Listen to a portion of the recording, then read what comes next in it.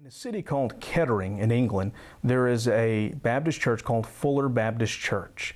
This church, and its roots in the 1700s, would call a man by the name of Andrew Fuller. Now, he was not their first pastor, but he would become probably one of their most important pastors over time. Andrew Fuller was a Baptist minister who had to wrestle with a lot of the issues of his time. He was a contemporary with William Carey, and they were friends. It has been said of Fuller that he was perhaps one of the great theologians, not only in Britain, but in America. What he wrote in Britain made its way into America and was influential. Now, I state that because he wrote about a lot of things at his time, from universalism to deism. He dealt with so many issues in his writings. He was a prolific writer. But he really dealt with the extreme Calvinism of the time, hyper-Calvinism, the idea that it's not our place to go tell people about Christ. He helped bring the controversy or the discussion back around to the biblical teaching. We're supposed to go and preach. We're supposed to give the gospel. And that resonated with many people. It helped the process to get back where Baptists were focused on giving the gospel properly and not just assuming that people should just know it or not.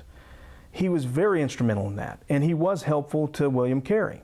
Together, they helped in the process of forming what was the Baptist Missionary Society in 1792. They met in the back of a widow's home, and they had their first meeting and inaugurated it, and they actually took up a collection. And it was about 13 pounds and some change, and they put it in Andrew Fuller's snuff box. That's where they held it. And actually, some of this money was IOUs. And that's interesting. We oftentimes think that these first events might bring about amazing results right off. But sometimes it starts off slow, starts off small. But nonetheless, the work that would start that day would be monumental. It would help resonate with Baptists in Britain, and then later on in America with the sending of Adoniram Judson, who would become a Baptist. The desire for Baptists to get together and work together in spreading the gospel among other nations. What happened here was they talked together and recognized they needed to send someone, and ultimately it was William Carey who decided, or who volunteered to go. And so Fuller made this kind of idea about it. It was almost as if they were letting Carey down, held on by rope, into a gold mine, but they had to hold the rope. And hold the rope they did.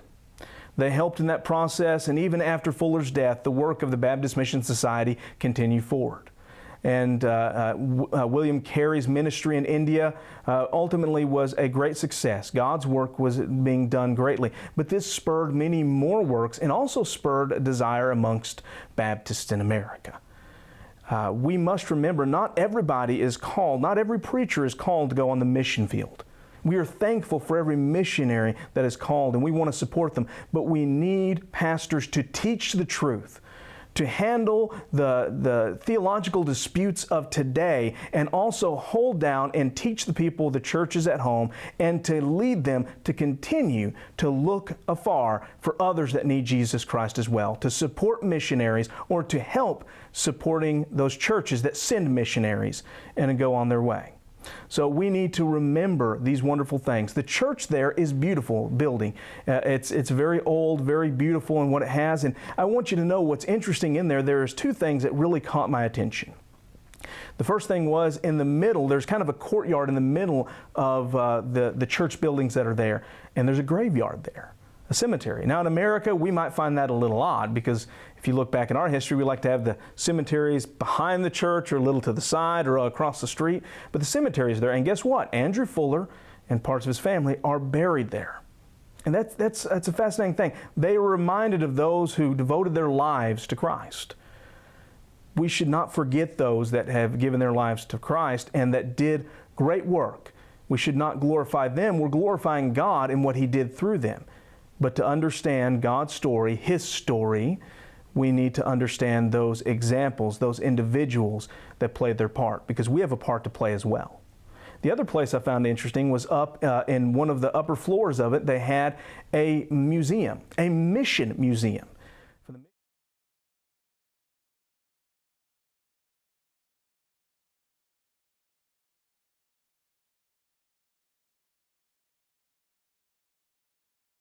for the missions and the mission work that had been done with relation to the Baptist Mission Society. And just down the street as well was the building that was used, that they met in to form the Baptist Mission Society. We got to see that from the outside, and it's being used today for housing missionaries and such. And that's a wonderful thing to hear about and see.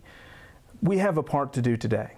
And we may be American Baptists, but the British Baptists that were then are wonderful guides and brethren that we can look back on and see the work they did and continue in that work ourselves, because it's the same work.